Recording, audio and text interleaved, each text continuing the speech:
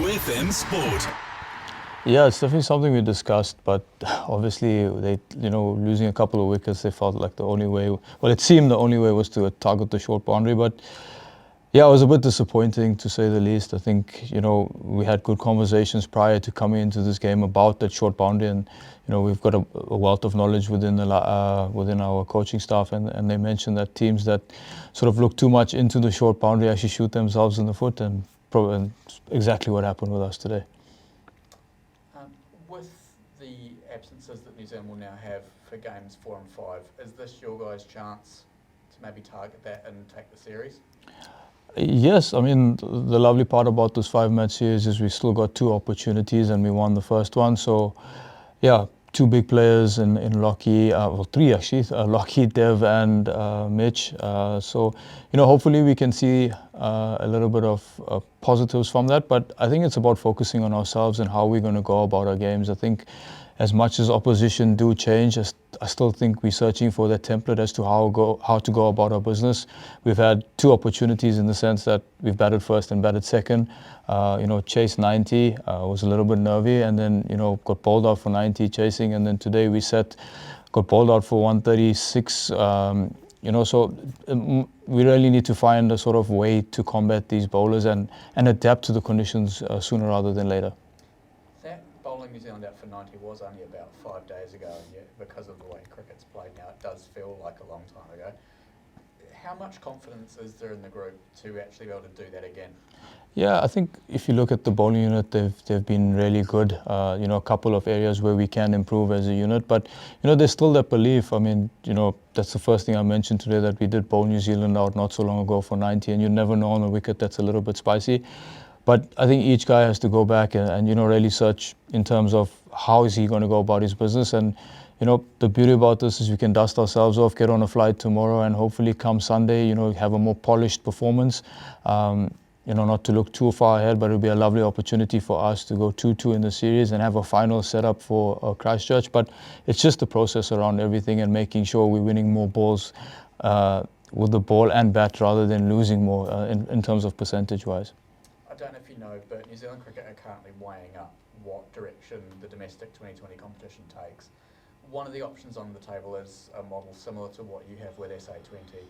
Are you able to give a bit of perspective on what SA20 has done for South African cricket? We've seen, the World Test Championship win. We've seen a number of young guys come through and, look like they're ready for international cricket. Is it that simple that playing at that high level does translate that easily? Look, I think SA20 has been phenomenal for our system. We've seen the Proteas that we've produced, especially in the white ball versions of the game. Guys have just taken to it, showing their natural ability and flair, and it's given them an opportunity to play against the best and find ways to combat the best. So I think it's done wonders. We see the new faces, not just in this squad, but obviously in previous squads that have played, and seen how they've taken to international cricket. I mean, Obani Mokoena is a prime example of just a product of SA20. There's a few guys that have stood up. Obviously, Jordan was one of them. Unfortunately, he got injured. So it's really nice for us. It's a wonderful opportunity, like I said, to showcase your ability and express yourselves against some of the best T20 cricketers in the world and specialists in what they do. Would you want to see a T20 league in New Zealand that might rival SA20? Look, that's not for me to decide. I think every country has their sort of way of going about business, but I think SA20 is a really strong product. You hear about guys coming from all over the world and they say what a wonderful tournament it's to be a part of, and the standard of cricket is really high.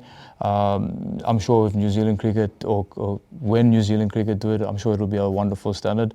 I can't really say if it's gonna upset SA20 in terms of timing, things like that, but I'm sure it will be a great advert for New Zealand cricket. Just lastly from me, how good is it seeing Rob again in his new job? Yeah, look, we've had experience with Rob for 3 years, if I'm not mistaken. He did exceptionally well with us, took us to a semi-final, 3 years, yeah, semi-final, final, and another semi-final. And obviously now his first season with New Zealand gone to a final. We can only wish him well. He's really good at what he does, and there's a reason why he's getting into these knockout positions. Cool. I've just got a couple of questions. Sure.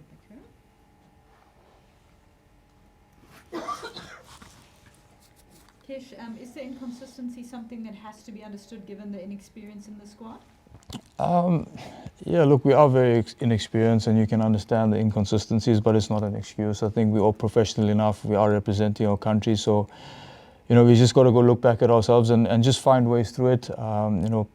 Put away our egos when it comes to sometimes playing on these type of wickets, because it doesn't allow you to play with the freedom that you want at times. But yeah, I wouldn't use it as an excuse, even though we have a very experienced squad. Guys are professional enough and mature enough to find ways to combat it. And what are some of the lessons that these players are taking away from the series so far? I think playing against world-class bowlers is a huge part, and obviously bowling to world-class batters. But the ability to adapt in situations quicker rather than later is something that I think these guys will go back to domestic cricket and the local tournaments and sort of implement when they do get on spicy wickets like this. And then lastly, is the batting lineup an improvisation, or are Vian Mulder and Tony de Zorzi being considered to open the batting? Yeah, look, at the start, obviously Tony was set up to bat 3 and then Jordan got injured, so he had to go up. Shooks is obviously trying something with Vian, but yeah, it's just more an experiment rather than something cast in stone, just to see the depth in the squad and see what we have from a balance and ability point of view. Great. Hi, I'm Raj from Radio Tarana, Indian Radio. So, how many runs were you guys short for the competitive score today? What would be the best score for the competitive match for today? Look, New Zealand were 137 for 2 with 4.1 overs to go. I would have loved another 40 runs, or even 160 would have made it competitive. Just because the wicket was spicy, everyone knows Auckland to be a high-scoring venue, but we saw it wasn't easy to score. Look, I know some of the shots we played probably didn't show the true reflection of the wicket, but yeah, if we had 160, I think it would have been a very competitive game. A couple of catches here and there might have changed the look and feel of it. So yeah, I'd say probably 30 to 40 runs. And which ground is your favorite ground in New Zealand? It's really hard. I'd probably say the Basin Reserve, because I got my first man of the match there, but obviously we're not playing over there. And it's my first test match win away from home as well, so I'd probably say the Basin Reserve. Good luck for future matches. Thank you.